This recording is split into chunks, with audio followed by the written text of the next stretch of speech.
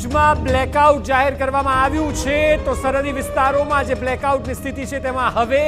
જમ્મુ કાશ્મીર, પંજાબ અને રાજસ્થાન બાદ ગુજરાતના કચ્છના ભુજમાં બ્લેકઆઉટ જાહેર કરવામાં આવ્યું છે। સંવેદનશીલ સ્થિતિને જોતા હવે તમામ પ્રભાવિત રાજ્યો, મુખ્યત્વે 4 રાજ્યો એવા છે કે જે પાકિસ્તાન સાથે બોર્ડર શેર કરે છે અને તમામ રાજ્યોમાં આપ જોશો તો બ્લેકઆઉટ જાહેર કરાયા છે શહેરોમાં, જેમાં કચ્છના ભુજમાં બ્લેકઆઉટ છે, એ જ રીતે રાજસ્થાનમાં જેસલમેરમાં છે, એ જ પ્રકારે જમ્મુ કાશ્મીર અને પંજાબના સરહદી વિસ્તારોમાં પણ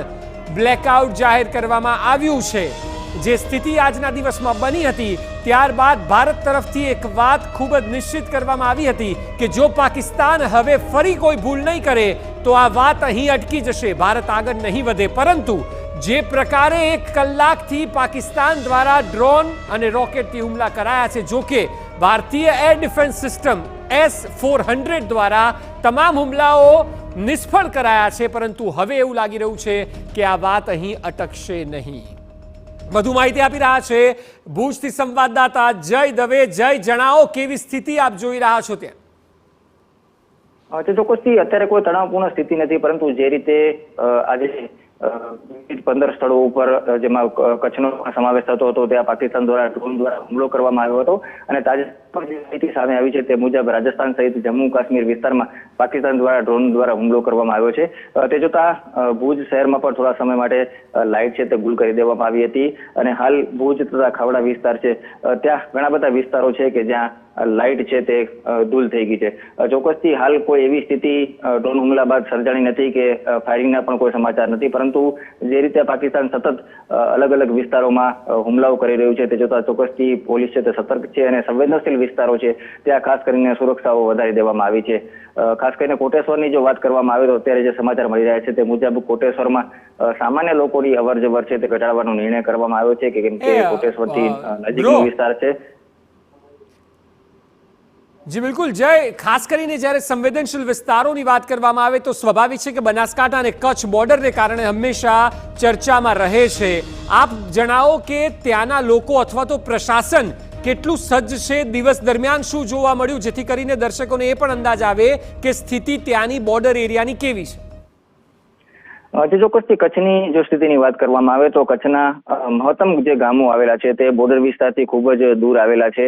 તેથી તેવી સ્થિતિમાં હાલ પૂરતા કોઈ ગામો છે તેને ખાલી કરાવવા માટેની ફરજ પડી નથી, પરંતુ ચોક્કસથી તંત્રએ આવા ગામો છે તે આઈડેન્ટિફાઈ કર્યા છે।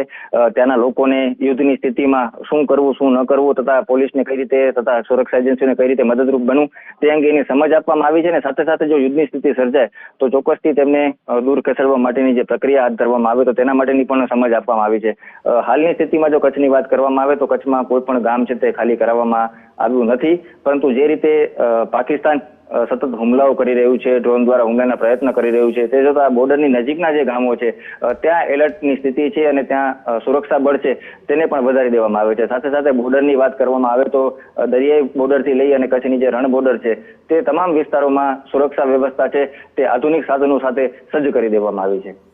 જી બિલકુલ જય, આભાર સમગ્ર માહિતી બદલ। તો જેટલા પણ સંવેદનશીલ ગામ છે કે જે સીધા બોર્ડર ફેસિંગ છે એ તમામમાં એલર્ટ જાહેર કરાયું છે અને અંધારપટ પણ જોવા મળી રહ્યો છે। દિવસ દરમિયાન પણ પ્રશાસન દ્વારા એ ગ્રામીણ વિસ્તારમાં રહેતા લોકોને ગાઈડલાઈન પણ આપવામાં આવી છે, જો સ્થિતિ વણસે તો શું કરવું તેની પણ ચર્ચા કરવામાં આવી છે। હાલ આપ જે સ્થિતિ જોઈ રહ્યા છો તેમાં આપ જુઓ ભારતના 4 રાજ્યો સૌથી વધારે જે પ્રભાવિત છે તેમાં પંજાબ, જમ્મુ કાશ્મીર, રાજસ્થાન અને ગુજરાત, જેમાં બોર્ડર પરના સરહદી વિસ્તારોમાં, ગામડાઓમાં પ્રશાસન દ્વારા બ્લેકઆઉટ કરવામાં આવ્યું છે। એટલે આજની રાત પણ એ